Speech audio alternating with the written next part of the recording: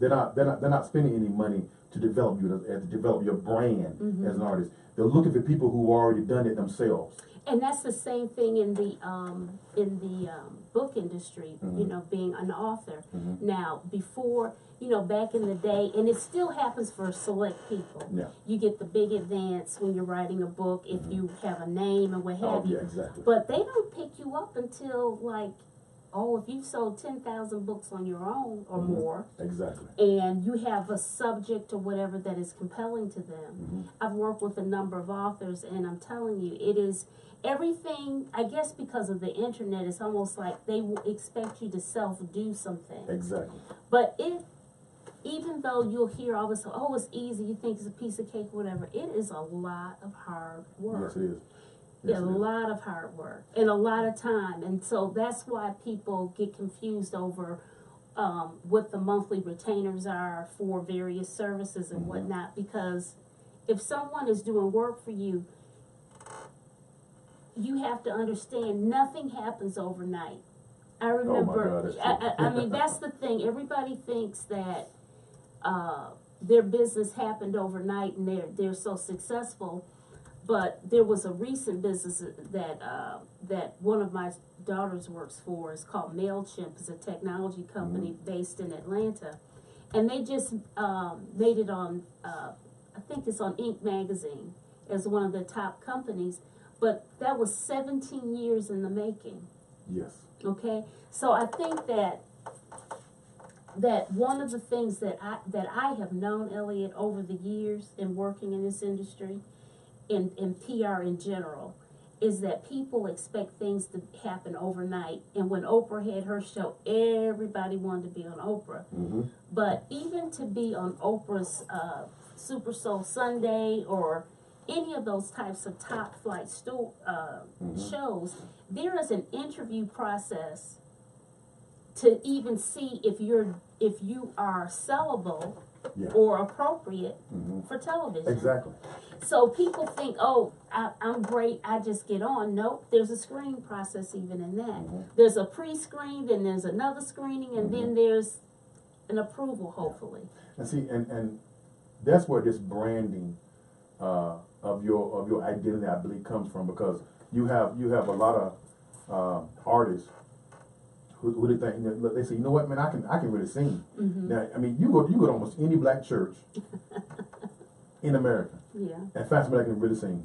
I mean, really sing. Right.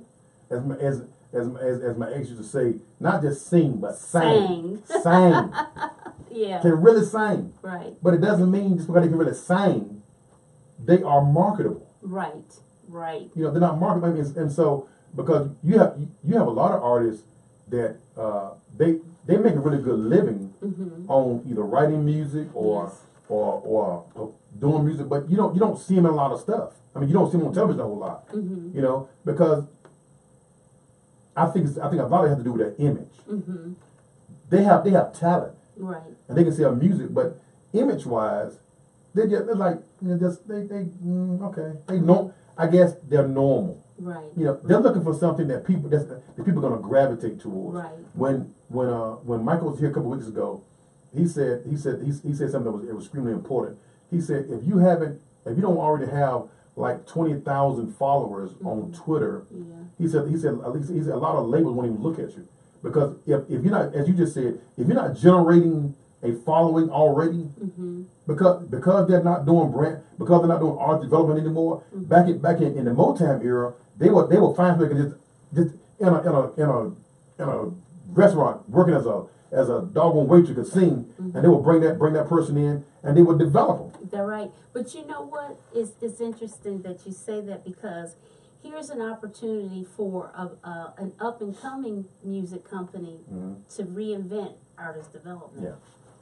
In some capacity, and it can be a lot easier now because we have the internet and because we have social media and all of that. And even with the social media, unlike our number 45, we have to be very careful of what we say, how we say it, eliminating typos. I have Grammarly connected to my my Facebook and to my Twitter account. It's not on my Instagram, but I just say that the image is, like I said before, it's everything, and that's the total package.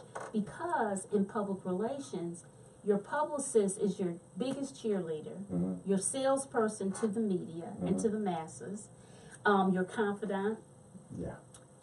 I had one guy approach me, and it was just ridiculous. He says, and you're that person that can get me out of trouble so I can do stuff and you'll get me out of it. Just ridiculous. And of course, I never worked with him. Because, yeah, it's just, it's crazy. You can fix it. Be a fixer. And yes, you can fix some things, and some things are forever broken, unfortunately. Exactly. But that person has to be able to believe in you. Like for myself, I don't deal with everybody. Yeah. And I don't, because I have to feel passionate about what it is that I'm trying to sell and develop and market. Exactly. You see? Because if I don't feel it, then chances are I'm not going to be able to express it to anybody else. Exactly. But if I feel it, you're going to know, because I'm going to write about it, I'm going to tweet about it, I'm going to Facebook about it, I'm going to have a story with it. You're going to see a pattern of how things are projected about this individual or company or whatever. And so that's the overall relationship type of thing, how that has to work. Exactly. Well, guys, listen, we're at the halfway point. I'm going to take a quick break, listen to some music. Like I said, I was supposed to have Michael Mitchell with me tonight. He had sent me some music from one of his artists. I'm going to play one of his artists' song. Her name is, I think it's Nineveh. Lord have mercy. I'm messing her name up too. But I'm going to send you her, I'm going to play her music. Let you check it out. See what you think about it. Like I said, I love you. If you like, give me a call. My number to call on studios 252-546-9284. Again, the number is 252-546-9284. I want you guys to give me a call. Let me know what you think about her music, about her song. Call me, man, if you want to ask Pam some questions. I know you guys are listening in to me, so give me a call over here from you. And so again, this is important because this stuff you need to know, because so many of you artists out there, man. You're in churches, you at home, you're in the bathroom in front of the mirror, and you're singing, you're doing all this stuff here. You're recording, you're making music. Pam, I can't tell you the amount of guys I've met in Durham that got a CD. Really? They got a song out, man. Check out my new song, you know. But when we come back, I want you to talk also about of course about content marketing, but I also want you to talk about the importance of investing in yourself, because you think just because you go spend about $100 and you get somebody burn a CD for you, you think that's it. Like I said, I would love for Michael to be here because that's what he actually does every single day. But you got to take some time to invest in yourself. You have to. Just on my little end here, I was just sharing with Pam about how much I've gone through to get to where I'm at right now in radio, and how hard it's been and how much it's cost me. This is not free. Airtime isn't free. Unless you are Tom Joyner or Steve Harvey or Ricky Smiley or D.L. Hughley, if you don't have a sponsor, you're paying for airtime yourself. Okay, unless you got a major name, and these guys built their name over time. Unless you got a major name where people gonna pay you, then more likely you're paying for it yourself, or you're negotiating some kind of deal with the radio station to let you be on the air. So, guys, don't go nowhere. I'm Elliot. The show's called Let's Talk Real Life. We're called The Voice of Truth. With me tonight, man, is Pam. She's a brand specialist. She's a brand strategist. She's a public relations expert. She's gonna continue this conversation about brand marketing, about concept marketing, about how to get yourself out there as an artist. So, guys, we're going with Elliot. We'll be right back after this.